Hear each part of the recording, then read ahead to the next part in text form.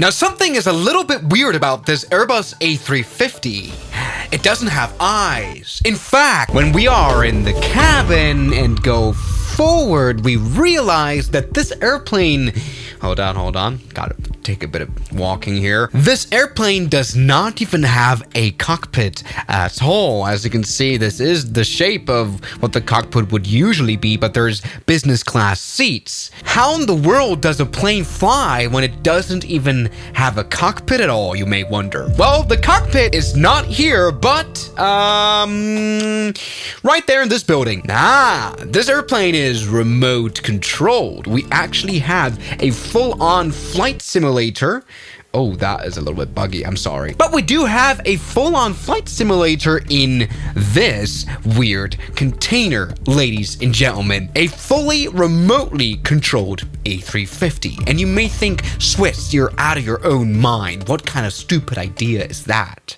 Well, guys, is it? A few years ago, we went to the famous London City Airport, a commercial airport in London City. It's quite obvious. And what this airport is known for is the fact that this control tower doesn't have any people in it, because it's remote controlled as well. For 5 years now, all it had was these webcams. And these webcams route this video feed with even the possibility, as you can see, of zooming in quite nicely and having proper information about flying airplane to a digital control tower that isn't even in London at all. In fact, it routes that video feed to that's a 2-hour and 40-minute drive, by the way. This is the National Air Traffic Service Swanwick's building, where they control the traffic over London. And this has been a thing now for 5 years, and it's worked. And this idea has been copied by quite a few airports already. There's also this airport in Romania, Aeroportul. It doesn't matter. This one also has a digital remote control tower. In fact, this airport was newly built in 2023, and they didn't even bother to build a control tower at all. So this airport is the first controlled airport without a tower. Weird, right? This airport is fully remotely controlled by someone who sits 5 hours and 12 minutes away in the city of Arad. It's insane. I do really wonder how this connection is architectured, you know, how they control these two stations together. Maybe it's via the internet, via satellite, or via ground cable. I mean, I hope that they are not routing this connection via a Cloudflare server or anything. But look, we've got full control of the runway, even though we're not even close to it at all through the screen. But well, I guess what is next to come is a remote-controlled airliner. Now, how realistic is that in the next 20 years? Probably not. But I'm definitely not the first one to think of this. The German equivalent of NASA has been researching stuff like this for years. But it's also, of course, airplane manufacturers that have been thinking about doing this. I remember going to a Boeing headquarters here in Germany, which was like 6 years ago, and they talked a lot about this. The idea of at least one pilot being remote. Boeing raises the prospect of only one pilot in the cockpit of planes. So the idea is to move one pilot in a remote control center that looks like this, and then there's a captain who's the sole operator of the flight, which I mean, that would be really sad. Can we at least put like a random person to accompany him? I mean, that's like lonesome now. Now, this idea is quite interesting. It would cut costs in half. It wouldn't benefit the pilot, but it would definitely benefit the industry. But this right here might just be the next step after that, a fully remote controlled airplane. Now, we have a lot of benefits. We, for example, have been able to not only get rid of the entire avionics, which saves a lot of weight. You know, the whole cockpit, all the instruments, we can just get rid of that. That would save maybe a ton, honestly, and a ton of money as well. You know, cockpit instruments are so expensive. Just this G1000 they would find in a Cessna would cost as much as like a Porsche 911 Turbo S. So this is brilliant. We also don't have any windows here, which is great for aerodynamics. In fact, we could maybe even shape the nose a little bit nicelier. Look at this. All we would need is some little cameras that are placed upon the nose, something like that. Maybe here in the nose cone, no problem. And they could stream data to this container building right there. Brilliant. Now, of course, we could get a few more rows of seats right here. At least like 3. We can maybe do some economy seating. Here is where I think we could actually even get rid of this closet right here. This is not even a lavatory. So we could actually get rid of this closet and fit genuinely like 3 more rows, which is an insane boost. That's like thousands of dollars of revenue per flight. Not bad. Now let's get into our digital cockpit right now. And that would look like this. As you can see, we've got sort of what you would find in a flight simulator. We've got a nice 4K video feed so we can see all our surroundings. And so we can turn on this airplane from hundreds of miles away to where it actually is. Okay, there, we could do that. I mean, okay, to be honest, that's a little bit boring. We all know how the A350 turns on. All right, so pallets in the container.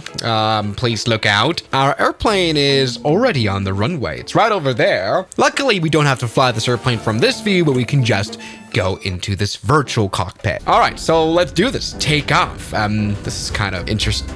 Oh, this is kind of a weird look for sure. Now, you may think, oh, this must be very, very unsafe for passengers, right? But actually, safety is a bit of an interesting prospect of this whole idea. Talking about safe, something has gone wrong with the plane now. It's broken. Hydraulics is lost. Rammer turbine is out. That's kind of weird. Why don't we have any Oh, I turned off hydraulics. That's why. Come back to life. Come back. Okay, this airplane is now actually broken and it will crash.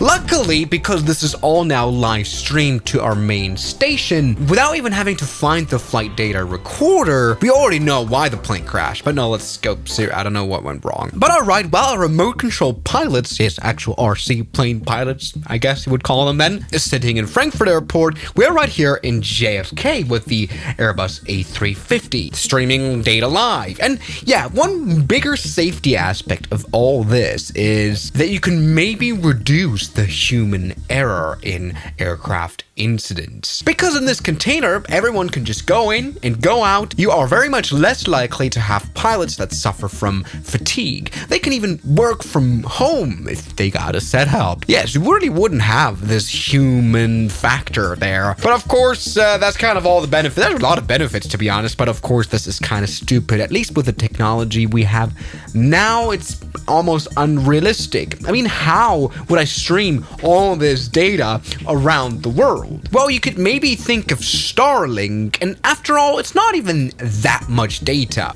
I mean, the raw flight control inputs, you know, this, up, down, right, left, throttle, and, you know, the one switch or the second switch, is definitely not a problem to transmit from Frankfurt. It's only a few kilobytes per second, but the video feed is quite a lot, as well as all of the flight instruments, loads of flight instruments. A plane like this collects so much data from so many sensors. I mean, even the engines alone, that's like probably thousands of sensors in there. Though with some calculations, the bandwidth you'd need is 100 megabytes per second. Kind of what you would maybe need for a good YouTube live stream. I think Starlink is able to definitely support that. So you connect your plane via satellite, but the problem really here is latency. You have at least 30 milliseconds of latency on Starlink, which doesn't sound like a lot, but it's so much, which can be so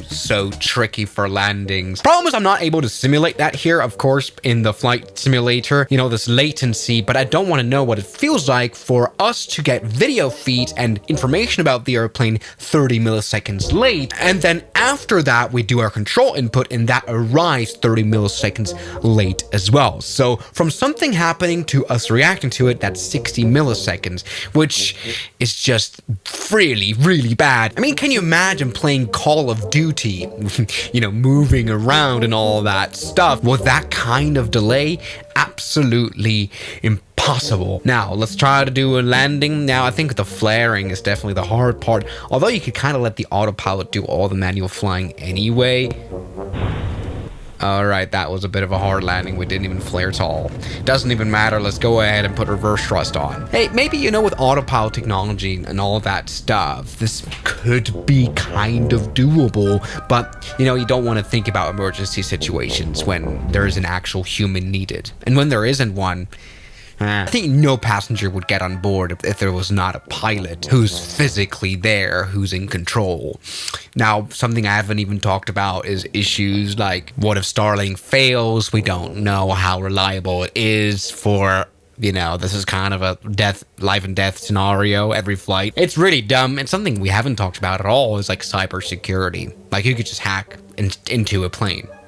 Maybe that's something you could kind of pull off with like military grade encryption and double multi-layer, 1,000-layer redundancy in terms of cybersecurity. But yeah, I mean, just ethically, I think just ethically it's stupid. Hey, I guess you know what? This would be economically very attractive of an idea, and technically quite possible. Psychologically, though, absolutely not. Because who cares in an emergency scenario if this plane crashes? Because you have a guarantee that you won't die, ever.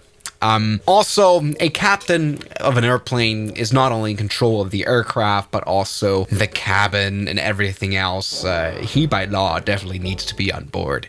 So this is dumb, but it might just be a little bit of a future. It might happen. Like, we can't say we're never going to see planes that look like this. So thank you guys so much for watching this video, and I'll see you guys tomorrow as always. Good night. And special thanks goes out to my members, my supporters: Guns Killer, R27, James Duram, That Dude, Anime Gods of Gaming, Derek, Insider Plane, Nishijitsu Fanner, Professional Jamal, Ryland Williams, and New the York. You've got beautiful names.